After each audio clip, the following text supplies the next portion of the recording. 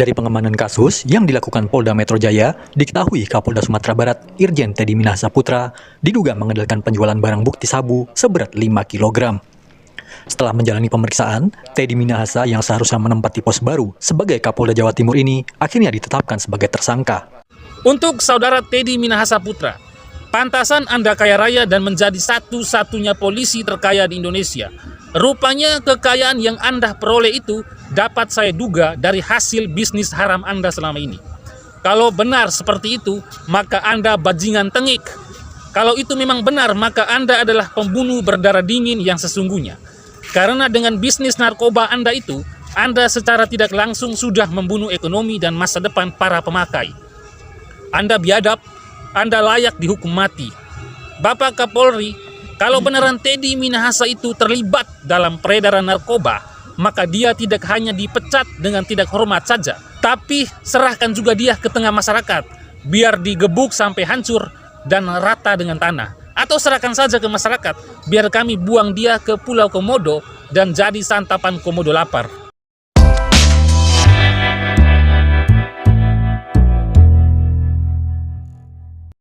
Namanya Irjen Polisi Teddy Minahasa Putra. Dia diduga terlibat dalam kasus pengedaran narkoba jenis sabu-sabu. Dia ditangkap oleh Propam Polri dan kini sudah ditetapkan sebagai tersangka. Teddy Minahasa dikenal sebagai polisi yang paling kaya, paling tajir di antara semua polisi yang lain. Dengan harta kekayaannya mencapai 29,97 miliar rupiah. Hampir mencapai 30 miliar rupiah.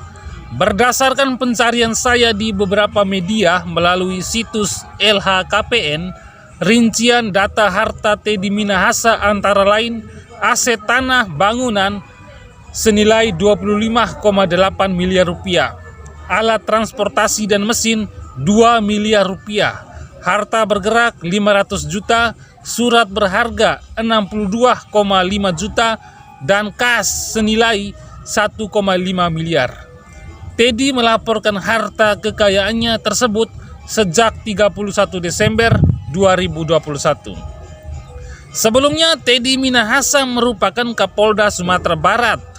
Dia lalu dimutasi untuk menggantikan Kapolda Jawa Timur, Irjen Niko Afintah, yang dipindahkan sebagai staf ahli bidang sosial budaya. Namun, belum dilakukan serah terima jabatan untuk Teddy Minahasa menjabat sebagai Kapolda Jawa Timur. Dia ditangkap Propam Polri karena diduga terlibat kasus peredaran narkoba jenis sabu-sabu. Diberitakan sebelumnya pada hari Jumat 14 bulan 10 tahun 2022, Polda Metro Jaya membeberkan bahwa Teddy Minahasa diduga mengedarkan narkoba jenis sabu-sabu seberat 5 kg. Sabu-sabu tersebut ditujukan untuk Kampung Bahari yang terkenal sebagai kampung narkoba di Jakarta. Dari 5 kg sabu tersebut, baru 1,7 kg yang diedarkan ke Kampung Bahari. Apanya? Sementara 3,3 kg sabu lainnya berhasil disita polisi. Sementara itu, sabu seberat 5 kg yang diedarkan Teddy Minahasa itu merupakan barang bukti hasil pengungkapan kasus narkoba di Mapolres Bukit Tinggi, Sumatera Barat.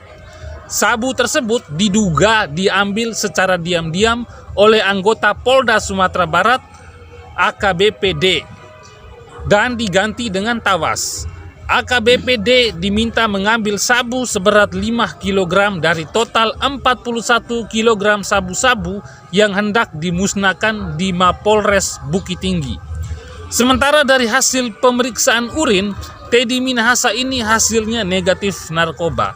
Namun dari hasil tes tersebut ada satu jenis obat tertentu, tapi bukan narkoba, yang lagi didalami kepolisian dan ditelusuri oleh tim medis Polri.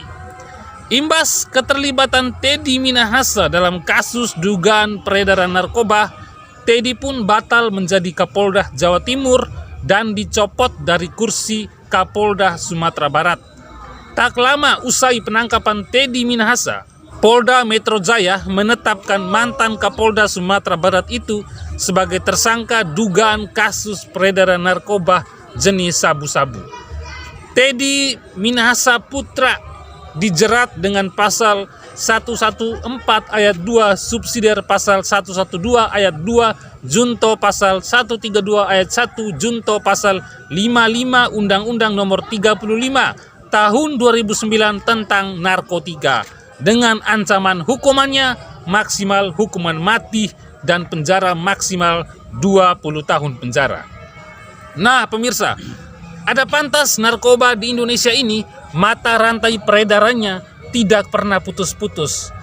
Itu karena ada oknum polisi bangsat yang turut terlibat melindungi bandar besar di Indonesia dan bahkan ada oknum polisi yang turut serta mengedarkan narkoba tersebut.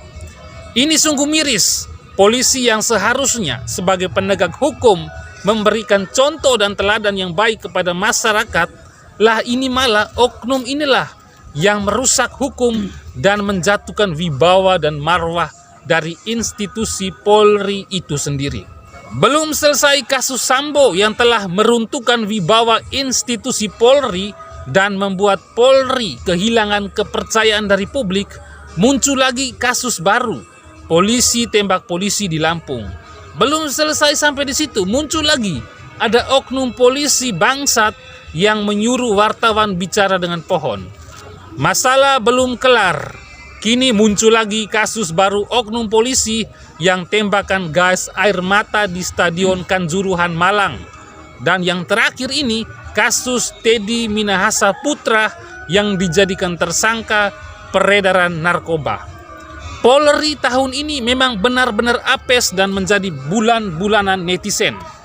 Juga menjadi sasaran empuk untuk diserang, disudutkan sebagai lembaga yang banyak dibuli masyarakat, bahkan dicaci maki dan diludahi. Untuk Bapak Kapolri Listio Sigit Prabowo, banyak sabar dan banyak berdoa saja, Pak. Ini adalah ujian untuk Bapak agar lebih selektif lagi dalam memberikan jabatan kepada orang-orang di sekitarmu. Lihatlah rekam jejak mereka terlebih dahulu sebelum diberikan tugas baru. Untuk saudara Teddy Minahasa Putra, pantasan Anda kaya raya dan menjadi satu-satunya polisi terkaya di Indonesia. Rupanya kekayaan yang Anda peroleh itu dapat saya duga dari hasil bisnis haram Anda selama ini. Kalau benar seperti itu, maka Anda bajingan tengik. Kalau itu memang benar, maka Anda adalah pembunuh berdarah dingin yang sesungguhnya. Karena dengan bisnis narkoba Anda itu, Anda secara tidak langsung sudah membunuh ekonomi dan masa depan para pemakai. Anda biadab, Anda layak dihukum mati. Bapak Kapolri, kalau beneran Teddy Minahasa itu terlibat dalam peredaran narkoba, maka dia tidak hanya dipecat dengan tidak hormat saja, tapi serahkan juga dia ke tengah masyarakat, biar digebuk sampai hancur dan rata dengan tanah. Atau serahkan saja ke masyarakat, biar kami buang dia ke Pulau Komodo dan jadi santapan komodo lapar. Karena sesungguhnya apabila penegak hukum melakukan kesalahan, sebesar apapun kesalahannya dia harus dihukum mati. Karena sebenarnya penegak hukumlah yang memberikan contoh dan teladan yang baik kepada masyarakat, bukan malah sebaliknya. Apalagi oknum tersebut sudah menjatuhkan wibawa dan institusi Polri itu sendiri. Selain itu, kami juga sangat yakin sekali dengan adanya konsorsium 303 bahwa ada oknum Polri yang terlibat dalam judi, narkoba, dan lain-lain.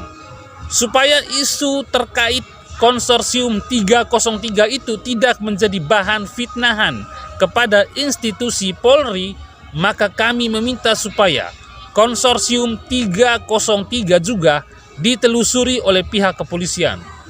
Bagaimanapun juga, masalah yang terjadi dalam institusi kepolisian adalah tanggung jawab Kapolri dan jajarannya untuk mengembalikan nama baik institusi kepolisian yang selama ini sudah dicoreng oleh oknum-oknum laknat.